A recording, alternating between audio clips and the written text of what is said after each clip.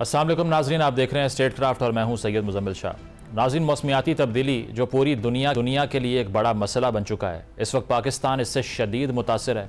सैकड़ों की तादाद में अमवात हो चुकी हैं, गाँव के गाँव सफ़ाए हस्ती से मिट चुके हैं। लेकिन सवाल ये है कि इस वक्त पाकिस्तान जिस तबाही से दो चार है, इसमें मौसमियाती तब्दीली को ही जवाज़ बनाना दुरुस्त है, या हुकूमत को भी अपनी नाअहली को तस्लीम करके ऐसे इक़दाम करने की ज़रूरत है जिससे आइंदा ये तबाही दोबारा ना हो सके। इसके अलावा अगर हम सियासत की बात करें तो मुल्की सियासत के हवाले से गुज़श्ता हफ्ते जो एक अच्छी खबर सामने आई वो ये थी कि कौमी असम्बली के सेशन के दौरान स्पीकर कौमी असम्बली अयाज सादिक ने PTI को एक बार फिर मुज़ाकरात की पेशकश करते हुए ये कहा कि वो मुज़ाकरात के लिए हुकूमत और अपोजिशन के दरमियान पुल का किरदार अदा करने के लिए तैयार हैं। हुकूमत की इस ऑफ़र के जवाब में कल एक शो के दौरान तहरीक इंसाफ के रहनुमा बैरिस्टर अली ज़फ़र ने यह कहा कि जब तक इख्तलाफ राय को नहीं माना जाता मुज़ाकरात नहीं हो सकते। हुकूमत सियासी कैदियों को रिहा करे, जब एक माहौल बनेगा तो हो सकता है कि मुज़ाकरात भी शुरू हो जाएं। मुज़ाकरात ही तमाम मसाइल का हल है। जिसके पास ताकत और इख्तियार होता है वो पहल करता है। हुकूमत के पास ताकत और इख्तियार है तो पहल वो करे। अब यहाँ सवाल ये पैदा होता है कि बानी PTI इमरान खान इस हुकूमत की ना तो ताकत को तस्लीम करते हैं और ना ही इख्तियार, और जब भी उन्होंने मुज़ाकरात की बात की तो उनकी तरफ से यही कहा गया कि मुज़ाकरात होंगे तो उनसे जो फ़ैसला साज हैं, और इस हुकूमत के पास फ़ैसला करने का कोई इख्तियार नहीं। अब देखना यह है कि PTI हुकूमत की इस मुज़ाकराती पेशकश का क्या जवाब देती है। इसके अलावा वो सीनियर सहाफ़ी सुहेल वड़ाई साहब ने एक कॉलम में बानी PTI को मशवरा देते हुए ये कहा कि आप तो बार बार कहा करते थे कि यू टर्न अच्छे होते हैं, एक यू टर्न मुल्की इस्तेहकाम के लिए भी ले लें, अगले इंतखाबात तक चुप का रोज़ा रख लें और अपना सारा जोर अगले इलेक्शन की शफाफियत को यकीनी बनाने पर लगाएं। ये डील सबके लिए काबिल कबूल होगी। हुकूमत को फ्री हैंड मिलेगा, मुक़तदरा के शुबहात दूर हो जाएंगे। तहरीक इंसाफ को ना सिर्फ अपने लीडर की रिहाई मिलेगी, पार्लियामान के अंदर काम करने का फ्री हैंड मिल जाएगा। सवाल यह है कि क्या बानी PTI इमरान खान ऐसी कोई डील कबूल करेंगे। इन तमाम मौज़ूआत पर गुफ्तगू का आगाज़ करते हैं। तहरीक इंसाफ के सीनियर रहनुमा रऊफ़ हसन साहब ज्वाइन कर रहे हैं। शुक्रिया रऊफ़ साहब आपके वक्त का।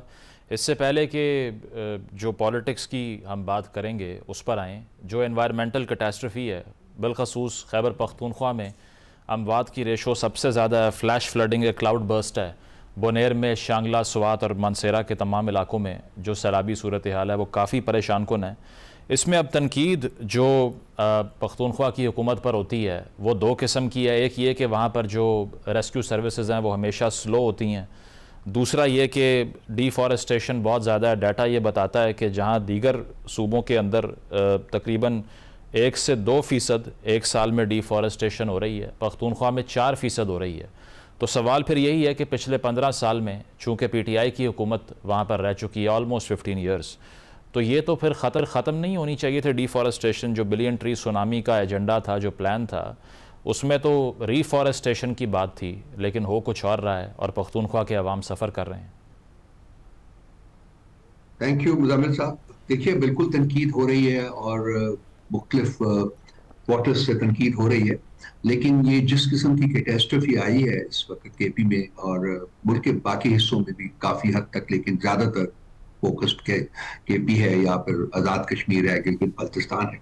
मेरा नहीं ख्याल कि आप इसका अंदाज़ा भी लगा सकते हैं कि कितनी तबाही ये लेके आई है और क्या इसको रोका जा सकता था? नहीं, बिल्कुल नहीं। फॉर्चुनेटली हमारे मुल्क में बहुत सारे इश्यूज ऐसे हैं जो कि दहाइयों से हल तलब चले आ रहे हैं और वो उनको हल करना भी बहुत मुश्किल है। यहाँ कानून की पासदारी एक बहुत बड़ा प्रॉब्लम है। कोई कानून की पासदारी नहीं करता। अगर आप कंस्ट्रक्शन को देख लीजिए तो जहाँ जी चाहता है वो घर बना लेते हैं। कोई रेगुलेशंस नहीं है, कोई वहाँ लॉज नहीं है, और अगर रेगुलेशंस और लॉज मौजूद भी हैं तो उनकी भी पासदारी नहीं की जाती, वो करती जाएगी। मैं बहुत सारी मिसालें भी आपको दे सकता हूँ। इसका मतलब ये नहीं है कि जी हम कोई एक्सक्यूज तलाश कर रहे हैं। जो भी हो सकता है प्रोविंशियल हुकूमत से, सूबाई हुकूमत से, वो किया जा रहा है, उससे बढ़ के किया जा रहा है। जितनी भी इवैक्यूएशंस हैं वो की जा रही हैं। जहाँ तबाही आई है वहाँ रिहेबिलिटेशन का काम जो है वो शुरू किया गया है। फंड्स जो हैं वो एलोकेशन हो गए हैं, उनकी डिस्ट्रीब्यूशन भी हो गई है, लोगों तक पहुँचा भी दिए गए हैं ताकि जो इलाके अब तूफान की जद में नहीं है वहाँ रिकंस्ट्रक्शन का काम जो है वो काम शुरू हो सके। लेकिन आपकी जो इब्तिदाइया था उसके कॉन्टेक्स्ट में ये जरूर कहूँगा कि बहुत ज़रूरत है कि अगर अब हम मिल बैठें और आइंदा के लिए हम कोई ऐसा प्लान बनाएं, एक ऐसा एक ऐसी स्कीम जो है वो बनाएं कि ये जो डिफॉरेस्टेशन हो रही है और जो और इरेगुलर इलीगल किस्म की कंस्ट्रक्शन हैं जो कि वाटर बेड्स के अंदर कंस्ट्रक्शन हुई हुई है, इनके बारे में एक कॉम्प्रिहेंसिव प्लान बनाया जाए, ताकि आइंदा भी, अब तो क्लाइमेटिक प्रॉब्लम जो है वो तो आते रहेंगे, ये आखिरी दफा नहीं है, ये पहली दफा है कि इतना शदीद आया है, तो आगे भी आप देखेंगे। तो मेरा ख्याल है कि इसमें जितने भी एनडीएमए है या पीडीएमए है या जो भी है, इन सब की वीकनेसेस हैं और इनको बिल बैठना चाहिए, सूबाई हुकूमत को कन्वीन करना चाहिए और वफाकी हुकूमत को उसमें एक रोल प्ले करना चाहिए कि पाकिस्तान को इन आफात से, कुदरती आफात से महफूज रखने के लिए एक कॉम्प्रिहेंसिव फ्यूचरिस्टिक प्लान जो है उसको डिवाइस किया जाए और उसके ऊपर सब फिर कवर। लेकिन इसमें आवाम की कोऑपरेशन जो है वो बहुत जरूरी है in terms of complying with laws and procedures and processes वगैरह, वो बहुत जरूरी है। लेकिन ये एक सबसे मुश्किल ये जो टिम्बर माफिया जिसके बारे में खासी बात भी होती है, अब ग्लोबल फॉरेस्ट वॉच के मुताबिक अगर देखा जाए तो पिछले 20 सालों में 25% ट्री कवर कम हुआ है पख्तूनख्वा में। तो ये तो वाज़ेह है कि किसने किया, कौन कर रहा है, लेकिन क्या ये पख्तूनख्वा की हुकूमत से भी बड़े हैं, ज़्यादा ताकतवर फिगर्स हैं कि इन पर हाथ डालना बहुत मुश्किल है? माफियाज का हजूम है इस मुल्क में अमिर साहब, आप भी जानते हैं, मैं भी जानता हूँ। ये चले हम फ्रैंकली गुफ्तगू कर लेते हैं। बहुत माफियाज बहुत बहुत बहुत मौजूद हैं, बहुत पावरफुल हैं। पॉलिटिक्स में भी माफियाज मौजूद हैं, वो भी बहुत पावरफुल हैं। किस तरीके से अदालतें जो है वो एयरपोर्ट्स के ऊपर जाके उनको माफ कर देती हैं, किस तरह के बाकी से स्टेट इंस्टीट्यूशंस जो है वो एयरपोर्ट के ऊपर जाके उनको रिसीव करते हैं। तो ये एक लंबी कहानी है। मेरा ख्याल है कि किसी एक को मैं नहीं चाहूंगा कि मैं उंगली उठा के कहूँ कि ये पूरे इल्जाम इसको ठहराऊं या उसको ठहराऊं। मेरा ख्याल है कि सारा मुआशरा और तमाम वो जो जो जो जो इस मुल्क के ऊपर हुकूमत करने आए हैं, उन सब का हाथ है, उन सब की जिम्मेदारी। मरियम साहिबा ने कॉल की गंडापुर साहब को, उन्हें कहा कि जो भी रिसोर्सेज आपको चाहिए पंजाब प्रोवाइड करेगा, एंड वील ट्राई और बेस्ट के जो भी चीज़ पंजाब से चाहिए और रिहेबिलिटेशन के लिए वो हम प्रोवाइड करें। Do you appreciate the gesture के पॉलिटिकल डिफरेंस के बावजूद एक इस तरह का जो एक इनिशिएटिव लिया गया? देखिए, अगर ऐसा टेलीफोन हुआ है तो ये जब जो आप फरमा रहे हैं ये कहा गया है तो पॉजिटिव, बिल्कुल पॉजिटिव इंडिकेटर है। देखिए, at the end of the day, मैं आपको पता है मुजम्मिल साहब डायलॉग का हामी हूँ, बहुत ज्यादा प्रमोट करता हूँ, और ये है कि at the end of the day एक मेज के ऊपर तो बैठना पड़ेगा ना। अगर मुल्क के मसाइल आपने हल करने हैं और जो मुल्क के मसाइल जितने गंभीर हो चुके हुए हैं वो किसी एक फर्द या किसी एक तबके का के बस में नहीं रहा। अब सबको मिल बैठ के आगे की तरफ देखना होगा। तो ये सूबों की आपस में हम आहंगी और कोऑपरेशन जो है वो भी बिल्कुल वाइटल है, उतनी ही जितनी के विफाक और सूबों के दरमियान कोऑपरेशन जो है वो वाइटल है। हमारे कुछ गिले शिकवे रहे हुए हैं विफाक के साथ और आज भी हैं।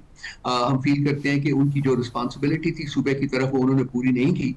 लेकिन आई होप एंड प्रे कि अगर आप एक आपस में एक कंसल्टेटिव प्रोसेस जो है वो शुरू होता है, मिल बैठ के बात करने का एक रिवाज चलता है, तो मेरा ख्याल है कि वो मसाइल जो है over a period of time उनको हल किया जा सकता है। और रऊफ साहब, जो बाजौड़ में एक मिलिट्री ऑपरेशन का आगाज़ होता है, उस पर असद कैसर साहब की लॉजिक मुझे समझ नहीं आई। जब उनसे सवाल हुआ कि IDPs बन रहे हैं तो उन्होंने आगे से ये जवाब दिया कि अगर ये सवाबी में, मर्दान में होता तब हमारी जिम्मेदारी थी, अगर बाजौड़ में हो रहा है हमारी जिम्मेदारी नहीं, विफाक की जिम्मेदारी है। ये कैसे पॉसिबल है कि एक सूबे की टेरिटरी में एक चीज़ हो रही है और सूबाई हुकूमत कहती है कि हमारा इसमें कोई स्टेक नहीं है, ना जिम्मेदारी लेते हैं?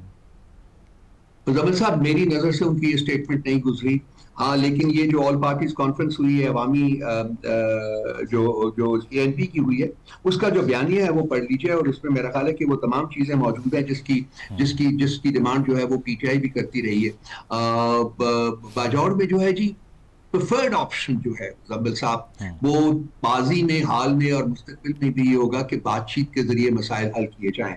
लेकिन अगर किसी एक स्टेज से आगे मसाइल बढ़ जाते हैं और वो पुरअमन बातचीत के जरिए हल होते हुए नजर नहीं आते और रियासत की सिक्योरिटी और रियासत की सैंक्टिटी जो है वो जेपटाइज्ड होते हैं, तो फिर उन हालात में एक limited intelligence based military operation के बारे में सोचा जा सकता है। अब मैं पूरी तरह आगाह नहीं हूं कि ये बाजौर का 3 दिन के लिए ऑपरेशन लॉन्च किया गया था, वो भी इंटेलिजेंस बेस्ड ऑपरेशन था। मुझे पता नहीं है, काफी दिन हो गए हैं, लेकिन अभी तक मेरा ख्याल है कि हालात वो वहां जो है वो कंट्रोल में नहीं आए, वो चल रहे हैं। तो ये अगर नागजीर वजूहात हो जाए तो उसी सूरत में ही मिलिट्री ऑपरेशन, क्योंकि आपको याद है कि ये पहला मिलिट्री ऑपरेशन नहीं है मुजम्मिल साहब, 23वां या 22वां मिलिट्री ऑपरेशन है। लेकिन पिछले 21 या 22 मिलिट्री ऑपरेशंस में भी देखिए हालात जो है उनको कंट्रोल नहीं किया जा सका, वो हल नहीं हुए, वो हल तलब रहे हैं। तो एक मैं फील करता हूं कि अगर आपको नागुज़ीर भी है मिलिट्री ऑपरेशन, लेकिन जो बातचीत का सिलसिला है वो नहीं टूटना चाहिए, वो जारी रहे। ठीक है, इसके अलावा अल्टीमेटली वही है जिससे कि आप सब तबकात को एक प्लेटफॉर्म के ऊपर खड़ा करके एक म्यूचुअल होमोजेनिटी क्रिएट कर सकते। ठीक है, प्रोग्राम में एक ब्रेक शामिल करते हैं, ब्रेक के बाद वापस आएंगे। Stay with us.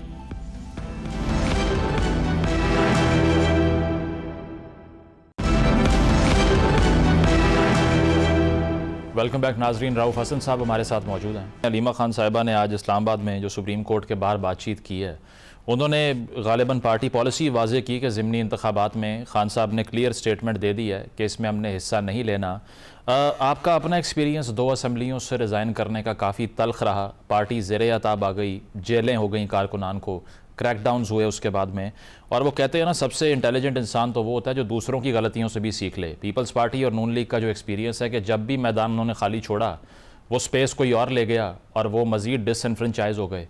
तो ये फैसला करना या ये जो रूमर हम सुनते हैं कि इज्तिमाई इस्तीफे दे दिए जाएंगे, seems that PTI is not learning it's lesson. Muzammil साहब देखिए, दो एक किस्म के इलेक्शन हैं इस वक्त। एक वो इलेक्शन है जो कि फॉर एग्जांपल हमाद अजहर साहब के वालिद साहब मियां अजहर साहब की वफात के ऊपर, गॉड ब्लेस हिज सोल, वो एक सीट खाली हुई है। इस किस्म के इलेक्शन के ऊपर कोई कंफ्यूजन नहीं है, किसी किस्म की कोई कंफ्यूजन नहीं है, हम बिल्कुल ऐसे इलेक्शन में हिस्सा लेंगे। बात है जो ये अलीमा बीबी की भी जो स्टेटमेंट है वो है उन लोगों उन वैकेंसीज के बारे में, उन हलकों के बारे में जहां के हमारे इलेक्टेड एमएनएस या एमपीएस को गैर आईनी और गैर कानूनी तरीके से डीसीट किया गया है, वो है। अच्छा, उसके बारे में भी हमारा पीए में गया था, ये पॉलिटिकल कमेटी में ये डिस्कशन वगैरह हुई थी। तो एक तबका है, एक ग्रोह है पीटीआई के अंदर जो कि चाहता है कि जी हम अपनी जो स्पेस है उसको हम फोफीट ना करें, हम किसी और को ना दें, और वो पॉसिबल है कि अगर हम इसमें हिस्सा लें। लेकिन खान साहब ने ये कहा है, जैसा कि आपने भी बयान किया है, कि वो हमने उस पर हिस्सा नहीं लेना। तो इस सिलसिले में जो प्रॉब्लम बना हुआ है, अब मैं असल मसले की निशानदेही करना चाहूंगा, वो है कि खान साहब के साथ हम बड़ी देर से कोशिश कर रहे हैं, तकरीबन 35 हफ्ते हो गए, सियासी लीडरान की मुलाकात नहीं होने दी जा रही। ये गैर आईनी है, गैर कानूनी है, गैर इखलाकी है और गैर इंसानी। अब अगर वो हमारे मुलाकात होने दी जाए तो कम से कम उनके साथ एक कंसल्टेशन हो सकती है, उनकी गाइडलाइंस दी जा सकती है, उनको जो हालात हैं, ग्रास रूट्स हालात हैं, वो उनकी आगाही की जा सकती है, जिसकी बेसिस के ऊपर एक फैसला उनसे लिया जा सकता है कि जी हमने करना है या नहीं करना। आपका ये कहना दुरुस्त है मुजम्मिल साहब कि हमने अगर नेशनल असेंबली से सीटें छोड़ी थी, अपनी रिजाइन किया था, और उसके बाद पंजाब की assembly, Punjab provincial assembly dissolve हुई, फिर केपी की प्रोविंशियल असेंबली डिसॉल्व हुई, तो वो इस बेसिस के ऊपर हुई थी कि जिस मुल्क में 90 डेज में इंतखाबात करवाए जाएंगे। लेकिन एक अनहोनी है ना कि आप पिछले 3 साल से साढ़े 3 साल से आइन और कानून का कोई रेलेवेंस रहा ही नहीं है इस मुल्क में। अदलिया को, इंडिपेंडेंट अदलिया जो उसको दफन कर दिया गया है। तो जहां हमारा फैसला था वो मेरा ख्याल है शायद उसकी जस्टिफिकेशन तलाश की जा सके, लेकिन ये कोई नहीं सोच सकता था कि इतना ब्लेटेंटली और इतना ओपनली आप आइन और कानून को जो है वो पसे पुश डाल के आगे बढ़ने की कोशिश करेंगे। जहां तक रहा एन मास नेशनल असेंबली से रिजाइन करने की बात आपने की है, नहीं मुजम्मिल साहब, ऐसी कोई सिचुएशन जो है वो इस वक्त हम डिबेट नहीं कर रहे। बिल्कुल कोई ये जो सारे मसाइल जो आपने बताया जो पार्टी को दरपेश हैं, इसका सलूशन सुहेल वड़ाई साहब ने प्रोवाइड किया है, गालिबन आपने सुना होगा। तो वो ये लिखते हैं कि आप यू टर्न को अच्छा खासा ग्लोरीफाई करते रहे हैं, एक यू टर्न कौम के लिए भी ले लें। बेशक आपने एक स्टांस ले लिया, कोलिजन कोर्स पे चले गए, लेकिन बेनज़ीर साहिबा नवाज शरीफ साहब के एक्सपीरियंस से सीखें। उन्होंने भी यही कोशिश की थी, भुट्टो साहब ने भी यही कोशिश की। वो लिखते हैं कि दुनिया भर के डिग्नेटरीज़ ने, वज़राए आज़म ने, प्रेसिडेंट्स ने फ़ोन किए, माफ़ी की अपीलें की, लेकिन भुट्टो साहब को माफ़ नहीं किया गया। तो कौम मुतहम्मिल नहीं हो सकती कि दोबारा इस नौयत का एक्सपीरियंस रिपीट हो जाए। एक माफ़ी मांगने से कुछ गलत नहीं होगा। पाकिस्तान में आइडियलिज़म नहीं, रियलिज़म की पॉलिटिक्स चलती है। हकीकत को पहचानें और ये यूटर्न ले लें कौम के लिए, आपका भी भला हो जाएगा, पोलराइजेशन भी ख़त्म हो जाएगी। मैंने सुहेल साहब के कॉलम्स तीनों पढ़े हैं, आपने उनका जस्ट बयान कर दिया है। देखिए, मैं उसमें एक पॉजिटिविटी ये देखता हूं कि कम से कम कंडीशनली सही उन्होंने एक इंडिकेटर दिया। एक तो ये बड़ा कंट्रोवर्शियल हो गया बाय द वे, ये आप मीडिया के अगर आप देखिए तो हर कोई जो है अपनी वो राग लापने की कोशिश कर रहा है और ये कह रहे हैं कि जी मीटिंग नहीं हुई। वो वादा साहब ने भी आके बहुत कुछ कहा है और भी जो स्पोक्स पर्सन सहाफी हैं उन्होंने भी बहुत कुछ कहने की कोशिश की है। शायद ये सोच रहे थे कि इस किस्म के ओवरचर से पॉजिटिविटी जनरेट होगी, लेकिन अनफॉर्चुनेटली बहुत क्रिटिसिज्म भी हो रहा है। तो शायद उन्होंने ये पॉजिटिविटी, ये मैं देख रहा हूँ इस वक्त के कम से कम ये कंसीड किया गया है कि इस मुल्क में सियासी इस्तेकाम नहीं है और ये भी कंसीड किया गया है कि सियासी इस्तेकाम होना पड़ेगा आगे बढ़ने के लिए। और ये भी कंसीड किया गया है कि वो सियासी इस्तेकाम जो है वो खान साहब की प्रेजेंस के बगैर इन दी पॉलिटिकल एरीना मुमकिन नहीं है। तो ये तीन जो पॉजिटिव्स मैं इसमें से देखता हूं, और उससे भी बड़ा पॉजिटिव मैं ये देखता हूं कि इस सिलसिले में अगर बातचीत का आगाज हो, जिसको कि मैं आपको पता बहुत देर से प्रमोट कर रहा हूं, और भी लोग हैं मेरे साथ जो मॉडरेट माइंडेड लोग हैं और वो इसको प्रमोट करते हैं, क्योंकि अल्टीमेटली सियासी मैदान में बातचीत ही वो एक एसेंशियल फैक्टर होता है जिससे कि आप आपस के इख्तलाफात जो हैं उनको कम कर सकते हैं, खत्म कर सकते हैं अल्टीमेटली। तो आई होप एंड प्रे कि ये जो कुछ सुहेल साहब ने कहा है वो हकायक पर मबनी है, और ये कि फील्ड मार्शल साहब ने वो सब कुछ कहा है जो इन्होंने बयान किया है, और मैं आई होप कि इससे कोई पॉजिटिव जो है वो निकले। और वो पॉजिटिव चीज जो मैं देख रहा हूँ, as I have said earlier, वो ये है कि एक बातचीत का, एंगेजमेंट का आगाज हो इस सिलसिले में।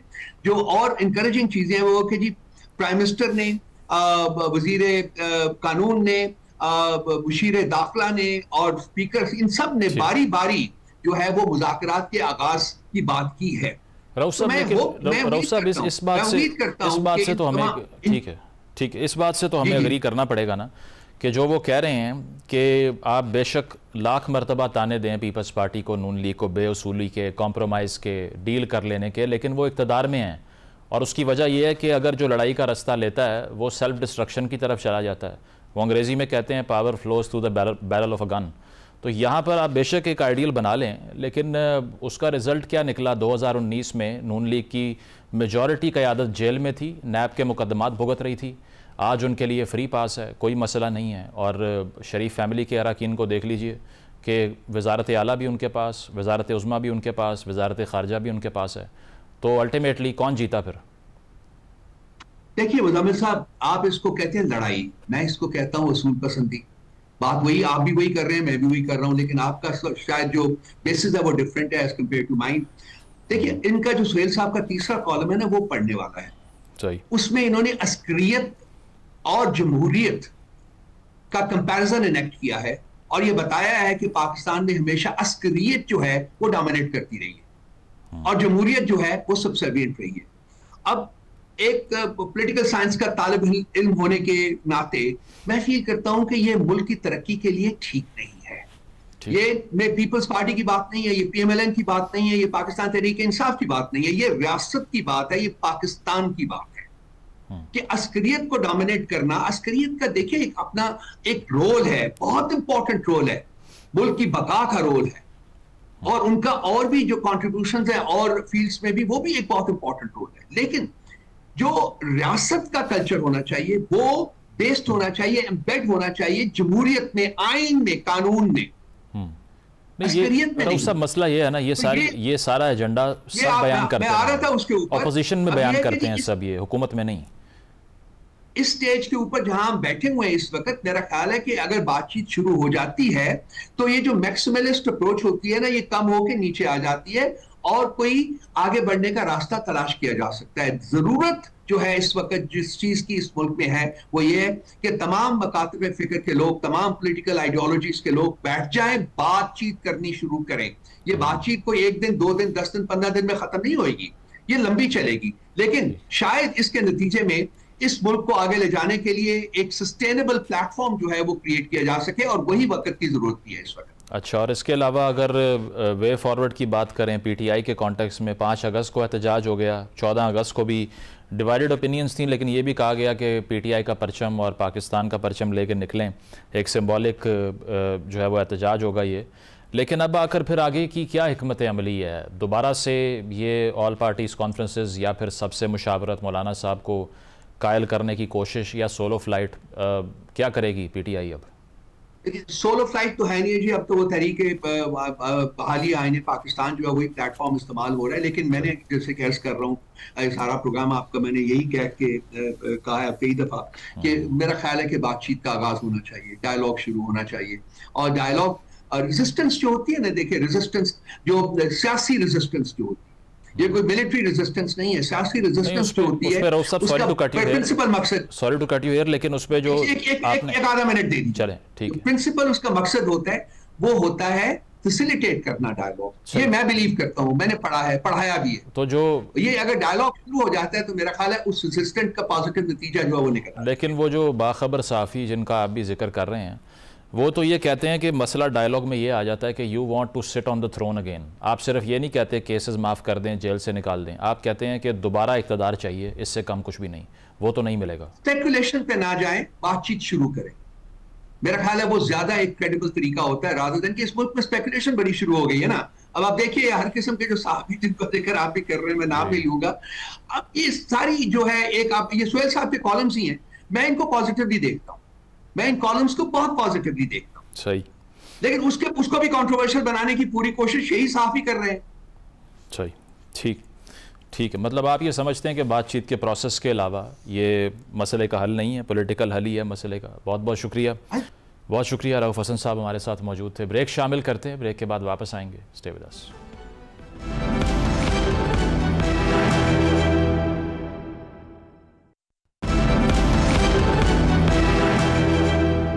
वेलकम बैक नाजरीन। माफ़ी मांगने के हवाले से जो कहा जाता है कि इस्टेब्लिशमेंट की तरफ से ये डिमांड की जाती है कि जो 9 मई को सब कुछ हुआ उसको एक्नॉलेज किया जाए, एक्सेप्ट किया जाए, उस पर माफ़ी मांगी जाए, ये तहरीक इंसाफ के स्टाइल ऑफ पॉलिटिक्स से कितना अलाइन करता है? क्योंकि वो हमेशा अग्रेसिव पॉलिटिक्स की बात करते हैं, असम्बलियों से इस्तीफ़े दे दिए जाते हैं, स्ट्रीट मूवमेंट, मैस मूवमेंट चलाने की बात करते हैं।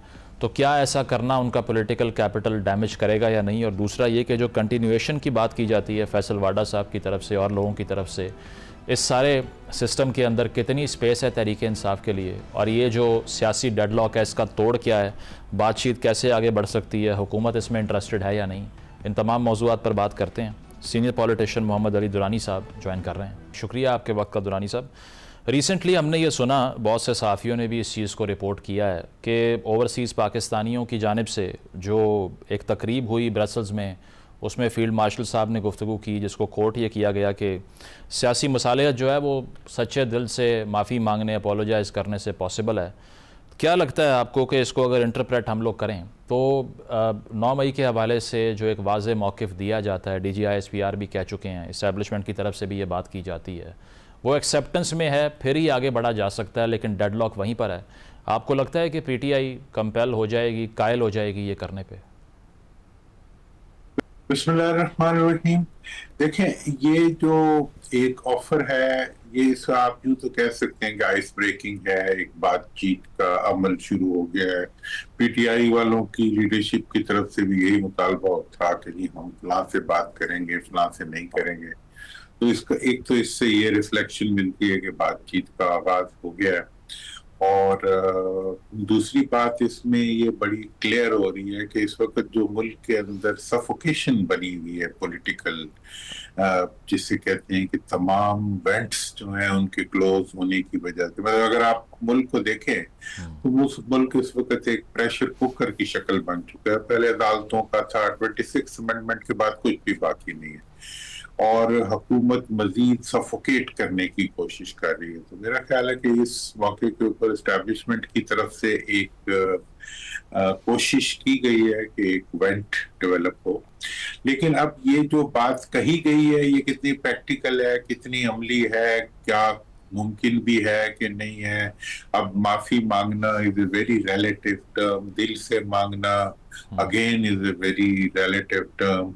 मतलब इसकी कोई लीगल कॉनोटेशंस या पॉलिटिकल कॉनोटेशंस तो बहुत कम है, लेकिन ये एक इसकी पॉजिटिविटी है कि एटलीस्ट बातचीत के लिए एक राह हमवार की गई है। और ये भी है कि इससे पहले मीडिया से कोई इंटरेक्शन नहीं था किसी किस्म का टॉप के लेवल से, तो अब टॉप के लेवल से एक इंटरेक्शन शुरू हुआ है। जैसे पहले गुफ्तगू का एक सिलसिला शुरू हुआ था बाहर वाले पाकिस्तानियों के साथ जी। अब जो है वो बाहर बैठ के पाकिस्तानी सहाफत के साथ भी एक रास्ता खुल गया है। तो मैं समझता हूँ कि establishment gradually heading towards more political approach या मोर पॉलिटिकल एक्ट्स। तो दुरानी साहब, ये हमेशा मसला सिर्फ माफ़ी मांग के जेल से बाहर आने का, केसेस माफ़ करवाने का है, या फिर इक़्तिदार मांगने का है? क्योंकि यह भी बताया जाता है कि जो डिमांड पीटीआई की तरफ से, उनके एक्स चेयरमैन की तरफ से रखी जाती है, वो सिर्फ ये नहीं है कि जिस तरह शरीफ फैमिली के साथ माजी में हुआ कि एनआरओ कर लिया या फिर जेल से बाहर जब आए तो केसेस जो हैं वो ख़त्म हो गए।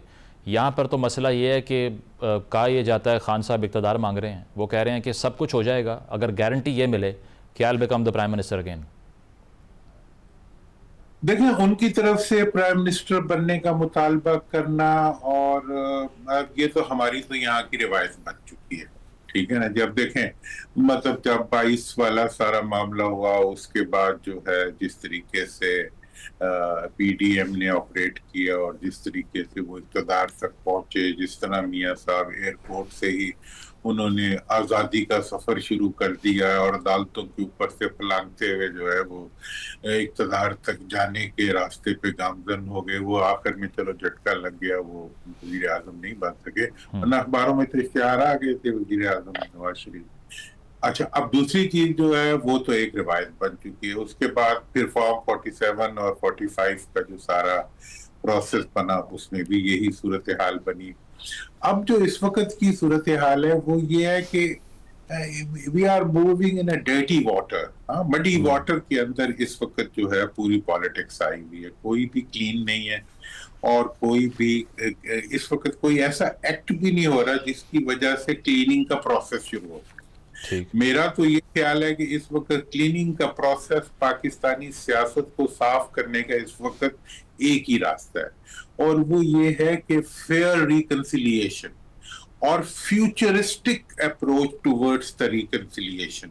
मतलब ये है कि अकाउंटेबिलिटी के बारे में मेरा तो मेरे ख्याल से ये राय है कि उस वक्त शुरू होगी जब मुस्तकबिल की अकाउंटेबिलिटी की आप बात करेंगे। जब तक आप माजी में फिरते रहेंगे, तुमने ये किया, मैंने ये किया, तो उस वक्त तक आप उस टारगेट को। दुरानी साहब, ऐसा तो नहीं हो जाएगा कि सारे प्लेयर्स ही आउट हो जाएंगे? टेक्नोक्रेट्स की बातें हम सुनते हैं, इसहाक डार साहब को रिफ्यूट करना पड़ गया, डिनाई करना पड़ गया कि नहीं, नकवी साहब के हवाले से कोई प्लान किसी का नहीं है, we are here to stay. देखें, ये वाली चीज जो है, ये सारी की सारे वो कहते हैं कि जब आप एक दफा एक एंगल चेंज करते हैं आपने, देखें एक तो स्ट्रेट एंगल है जो कि चलता है कॉन्स्टिट्यूशनल एंगल्स। जब आप कॉन्स्टिट्यूशनल एंगल्स को हाइब्रिड एंगल्स में कन्वर्ट करते हैं, जब आप कॉन्स्टिट्यूशनल प्रोसीजर्स को हाइब्रिड प्रोसीजर्स से ओवरडू करते हैं, उसके बाद उसके रिजल्ट्स क्या निकलेंगे वो नोबडी नोज। जब आप देखें ना, आप एक डिग्री का अगर राइट लेफ्ट हो जाए अपने स्ट्रेट पाथ से, तो एंड पे जाके आप कहाँ पहुंचेंगे, समुद्र में गिरेंगे, खाई में गिरेंगे, गड्ढे में गिरेंगे, वो अल्लाह ही बेहतर जानता है। तो लिहाजा इसलिए हम इस वक्त हमने पॉलिटिक्स को डेमोक्रेटिक ट्रैक से उतार के हमने उसको हाइब्रिड ट्रैक पे डाल दिए, जो कि साथ साथ बिछता भी जा रहा है और साथ साथ उस पर गाड़ी चलती भी जा रही है। अब ये ट्रैक कहाँ जाके रुकेगा, नोबडी नोज। और मैं तो ये कह रहा हूँ कि हमने जब से अदलिया के दरवाजे बंद कर दिए हैं, अब हमारे पास कोई वेंट भी नहीं है कि जिस वेंट में से प्रेशर जो है वो निकलता रहे और सिस्टम स्टेबलाइज रहे। इस वक्त we are like a pressure cooker. Pakistan की इस वक्त पॉलिटिक्स और गवर्नमेंट जो है, they are like pressure cooker, है नो वेंट। तो ये वही ट्रैक है जिसकी फैसल वाडा साहब बात कर रहे हैं कि इसको वो कंटिन्यूएशन कहते हैं, और वो कह रहे हैं कि किसी में हिम्मत है तो इसको रोक के दिखाए। ये लंबा चलने वाला निज़ाम है और ये कंटिन्यूड रहेगा। देखिए, मैंने तो, हमारी तो जितनी जिंदगी है आपकी उससे जरा आधी कम होगी, हमारी थोड़ी आपसे ज्यादा होगी। हमने तो यही एतमाद बहुत दफा देखा है। अच्छा। और जितना अख्तियार होता है उतना ही एतमाद होता है, और जितना ही एतमाद होता है उतना ही बड़ा फिर मतलब डाइवर्जन भी होती है। तो मैं इत्मीनान को तो मैं कुछ नहीं समझता। मैं समझता हूँ कि आज भी अगर आपने देखें, जब तक आप हम अदलिया का एक सेफ्टी वेल्व था, जब तक कॉन्स्टिट्यूशनल डायरेक्शंस का एक निज़ाम था, तब तक तो कुछ और हम बातें करते थे। इस वक्त भी मैं अगर बात करूंगा, मैं कहूंगा इस हाइब्रिड निज़ाम का एंड क्या होगा, नोबडी नोज। इसलिए अगर इसको फिर भी आपने एक मुस्बत एंड देना है, तो उसका रास्ता जो है वो है कि आप एक आईनी रिकंसिलिएशन कर लें, जिसके बारे में मैंने बहुत पहले ही कहा था कि एक इलेक्टेड जो गवर्नमेंट, जो कि यूनिटी गवर्नमेंट हो, वो अगर आप ले आए तो चलो आगे का। उससे ये होता है कि सब फोर्सेस इकट्ठे होकर मुल्क के लिए काम करती हैं। अब ये है कि अगर हम ये करेंगे कि ये हमारा है, वो तुम्हारा है, और जो जिसको हम जो सोच रहे हैं। दुरानी साहब, ये जो इलेक्टेड गवर्नमेंट जब आएगी तो फिर आपको क्या लगता है कि इसको कौन लीड करेगा? देखिए, उसके बारे में तो फार्मूलाज जो दुनिया के अंदर इलेक्टेड यूनिटी गवर्नमेंट्स के जो फार्मूलाज हैं, वो तो ये है कि जो लार्जेस्ट पार्टी होती है, सिंगल लार्जेस्ट पार्टी, वो लीड करती है।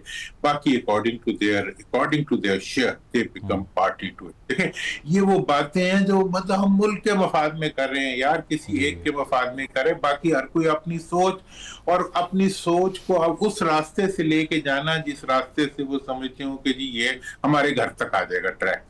हमारे वो सियासतदान है ना, वो जब सड़कें सरकारी खर्चे पे बनाते हैं ना, तो वो कहते हैं यहो जो नक्शे बनाओ साढ़े कर दे अगो लगे। तो मतलब वो सड़कें नहीं होती, वो फिर वो एक किस्म की सांप के ट्रैक्स होते हैं। तो अब ये जो हम जमहूरियत को और जमहूरियत के नताइज को हम अपने घर के आगे से गुजारना चाहते हैं, इसके नतीजे में मेरा नहीं ख्याल कि कोई भी बेनिफिशरी हो। इस वक्त ये मैं बता दूं कि पीपल्स पार्टी और PMLN यानी कि PDM इस वक्त बिल्कुल सबसे ज्यादा खतरे में ये दो पार्टी है।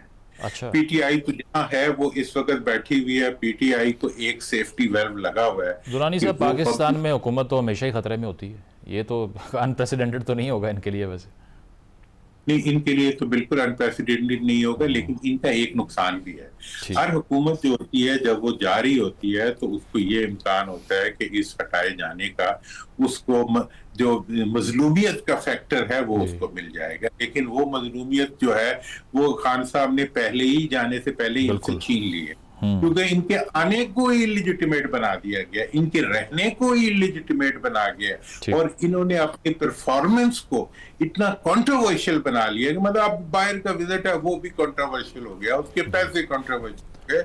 मतलब ताजर से लेके जिम्मेदार से लेके हर शहरी तक जो है वो आहो बका कर रहा है। तो ऐसी सूरत है, और फिर ऊपर से ये भी है कि यार मतलब आप आए कहाँ से और जाएंगे कहाँ, भी एक पूरे का पूरा सवाल है। तो इस वक्त मेरे तो ख्याल में ये है कि सबसे ज्यादा हुकूमत का फायदा है अगर हुकूमत कोई ऐसा रास्ता बना लेती है जिसमें सबकी।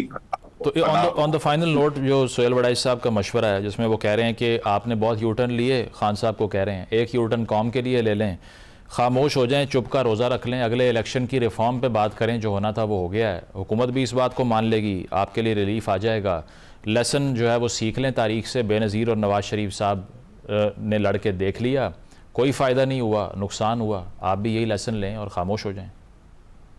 मैं समझता हूँ, देखिए मैं तो राय हमेशा से यही दे रहा हूँ, लेकिन जो सुहेल साहब की वो है सलाह है वो कॉन्स्टिट्यूशनल लिमिट से निकली हुई है। मैं कॉन्स्टिट्यूशनल लिमिट्स के बीच की सलाह देता हूँ, और वो ये है कि आप अपने आप को कानून के दायरे में ला के अपनी तहरीक को सियासी बनाओ, और कोई भी पॉलिटिकल पार्टी के पास इससे ज्यादा अख्तियार ही नहीं होता कि वो ये कहे कि मेरी पार्टी और मेरे आवाम वो मेरे हक के लिए अपनी जद्दोजहद जारी रखेंगे, लेकिन वो कानून को नहीं तोड़ेंगे। और लेकिन जो सजाएं उनको हुई हैं वो भी कानून नहीं दी है ना।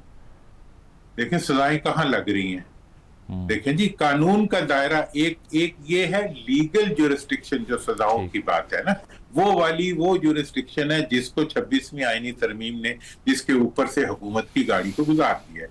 अब किस वक्त की जो अदलिया की सजाएं हैं वो ऐसी हैं जैसे डिप्टी कमिश्नर किसी को सजा दे रहा हो या दफा 144।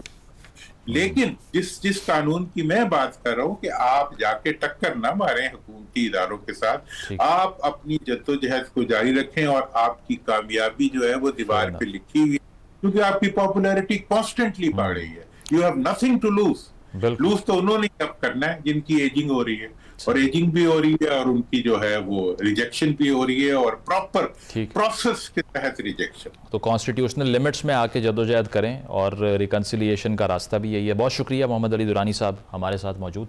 ब्रेक शामिल करते हैं, ब्रेक के बाद वापस आएंगे। Stay with us.